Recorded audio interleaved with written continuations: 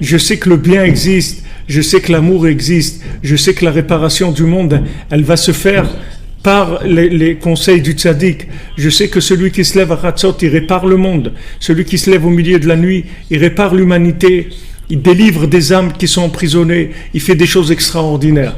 Ah, maintenant, on va lui raconter toutes sortes de choses. Dire, mais avant de faire ça, tu devrais d'abord apprendre toute la Torah et faire ça. Moi, je sais rien. Moi, je sais que Rabbi Nachman, il a dit de faire ça en priorité. Comme il dit, Ikar avodat ish israeli lakum b'chatzot. C'est ça, la avoda. Le travail principal, c'est celui-là. Se lever à Chatzot, parler avec Dieu, on fait notre tikkun klali, on vient au Ouman et basta, et laisse-nous tranquilles. Et on fait la halakha, le Shulchan Aruch, ce qu'il nous demande de faire, c'est tout. Maintenant tu veux rajouter, rajoute, mais tout là-dedans. Ça c'est le pain. Ça c'est le pain. Après tu vas rajouter des choses dans le pain pour donner du goût, rajoute ce que tu veux. Rajoute de la Kabbalah, du Zohar, de la Gemara, de la Mishnah, des Midrashim, ce que tu veux, mais tout dans le pain. Pas autre chose. Pas autre chose, ne viens pas me sortir des nouveautés, il n'y a pas de nouveautés, ça c'est le pain, ça c'est mon pain, c'est-à-dire c'est ça ma nourriture de base. Maintenant, si sur cette nourriture de base, je veux mettre un peu de confiture, ou n'importe, ok, mets ce que tu veux, mais ça c'est le pain, ne change pas. Alors Rabbeinu nous avertit, il va y avoir un déluge d'hérésie, ce déluge d'hérésie, il va noyer tout le monde et toutes les montagnes. Rabbeinu, il fait les montagnes, il fait allusion à ces géants là, qu'il y a dans la princesse qui a été perdue, ces géants qui sont des grands érudits en Torah et qui viennent et qui lui disent, mais nous, on connaît tous les animaux de la terre, on connaît tous les oiseaux de la terre, on connaît tous les vents de la terre. Ça n'existe pas ce que tu cherches.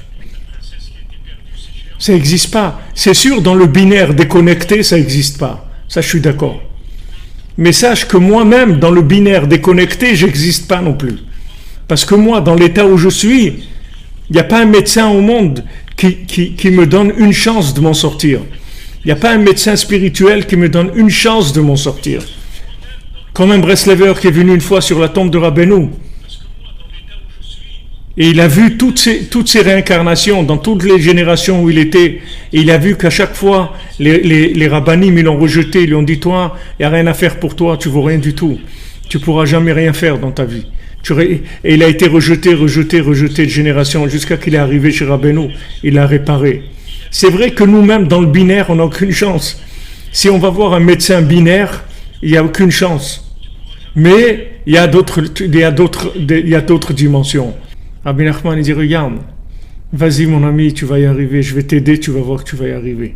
Tu vas arriver à tout de ce qu'il y a de plus merveilleux dans le monde. Mais comment Rabbi Nachman, il peut me dire ça, alors que dans la logique du binaire, je suis un cas, c'est pas désespéré, c'est gentil.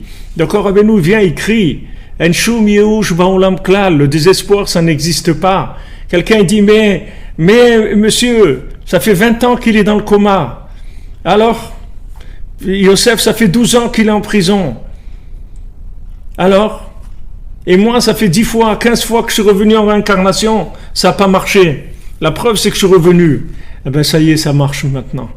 Rabbi Nachman, il dit, celui qui s'attache à moi, il ne reviendra plus jamais en réincarnation. C'est terminé. Celui qui s'attache à moi, qui vient au Man, qui fait tikkun klali, qui fait mes conseils, je lui garantis qu'il ne reviendra jamais en réincarnation dans ce monde. Je vais terminer avec lui. Gamarti ve'egmor, je termine avec chacun d'entre nous. Ça y est, j'ai terminé. N'ayez pas peur, ne croyez pas dans tout ce qui peut vous décourager, parce qu'on vit la période la plus extraordinaire qu'il y ait jamais eu dans le monde. Pourquoi ? Parce qu'on a un maître qui est Netzach chez Benetzach. C'est pas que le Netzach du binaire, c'est le Netzach de l'absolu, c'est pas du binaire. Si c'était le Netzach du binaire, alors il verrait comment il va nous rafistoler. On dit, bon, celui-là, on va le rafistoler comme ça. On va essayer de le rafistoler. C'est pas du rafistolage qui fait Rabbi Nachman. Rabbi Nachman, il nous renouvelle complètement. On est des êtres nouveaux. Maintenant, l'imaginaire, il va nous faire croire qu'on ait un rapport avec ce qu'on a été. Mais c'est pas vrai. C'est pas vrai. On n'a rien à voir avec ce qu'il y a eu. On est des êtres complètement nouveau.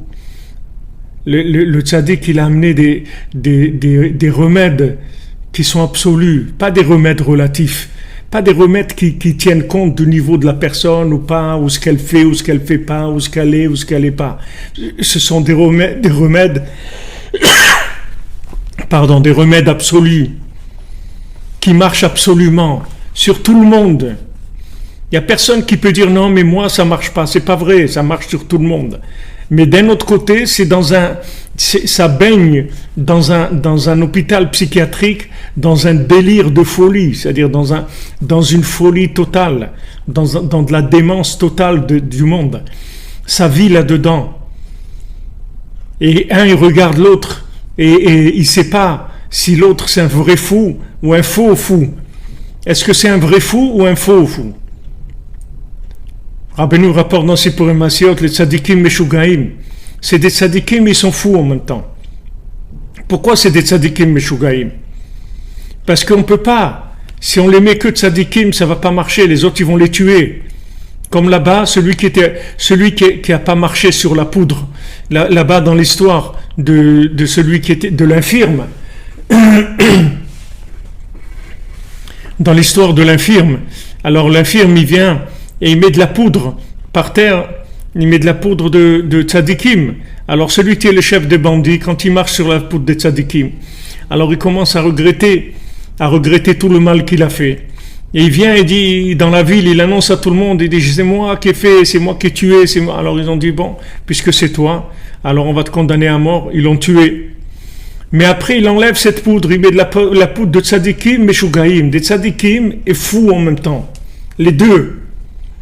Alors maintenant, vous avez en même temps vous que vous êtes des tzadikim, on est des tzadikim, on est des gens extraordinaires comme il n'y a jamais eu dans le monde, et en même temps on est complètement fou. On a les deux en même temps. Mais sachez que le côté fou, c'est pour faire passer l'autre côté, pour pas qu'on soit attaqué par la rigueur, par les accusations. C'est comme si maintenant quelqu'un vient vous libérer de prison. D'accord? Normalement, d'après la loi, on n'a pas le droit de vous sortir de prison. Donc il va vous faire échapper de la prison. Donc maintenant, il va vous déguiser en quelque chose pour vous faire en policier ou en président ou n'importe quoi pour vous faire sortir de la prison. Mais il ne faut pas que vous croyiez que c'est ça. Vous êtes pas ça. Lui, le tzaddik qui vient vous chercher, il vient vous sortir de la prison. Maintenant, il est obligé de mettre un vêtement pour que vous passiez, pour que les gens ils vous remarquent pas. Sinon, ils vont vous remarquer et ça va faire des grabuges. Donc, la difficulté, comme il a dit le Rav Besançon chez Forash Lema, comme il a dit, pourquoi il est venu Rabbi Nachman? Il est venu pour les fous. C'est-à-dire des tzadikim qui sont fous. En même temps, ils sont des tzadikim et en même temps, ils sont fous. Mamash, des tzadikim qui sont fous. Il y en avait un hier soir, et Mamash sur le Sioun, comme ça, à 3h du matin, qui vient, il était complètement sous, et il plein d'une bonbonne de vodka, comme ça, et il commence à parler de Rabbeinu, et il fait des bénédictions aux gens, et il vient, il me dit, tu sais, moi je suis pas dans la norme de ce monde, mais je suis pas rentré dans la norme de ce monde, mais Rabbi Nachman, Baruch Hashem, il nous répare à tous, il nous aime, on est des cœurs, on s'aime. Vous voyez quelqu'un comme ça qui vient, qui annonce des choses tellement belles, et d'un autre côté, il est fou. Voilà exactement, comme dit M. Terrier, la ville des orateurs où le roi c'est un Français fou. Ils ont choisi un Français fou pour les diriger. ils ont Il y a un côté fou chez nous, et ce côté fou, il protège la réparation.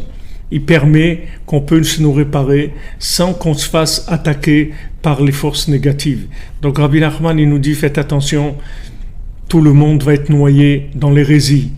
Alors pourquoi je vous dis ça? Pour que vous sachiez, et quand vous allez savoir, ça va vous suffire pour pouvoir tenir le coup et faire ce que je vous ai demandé de faire, qui est facile, discret, et qui va pas faire du tapage à l'ONU, mais chacun quand il va se lever la nuit, il va faire des explosions atomiques. Chaque nuit qu'il se lève, il fait des explosions atomiques. Chaque fois qu'il parle avec Dieu, il fait des explosions atomiques. Chaque fois qu'il fait Tikkun HaKlali, alors il fait des explosions atomiques dans le monde, des explosions de bien, des explosions qui révèlent le bien, qui révèlent Hachem.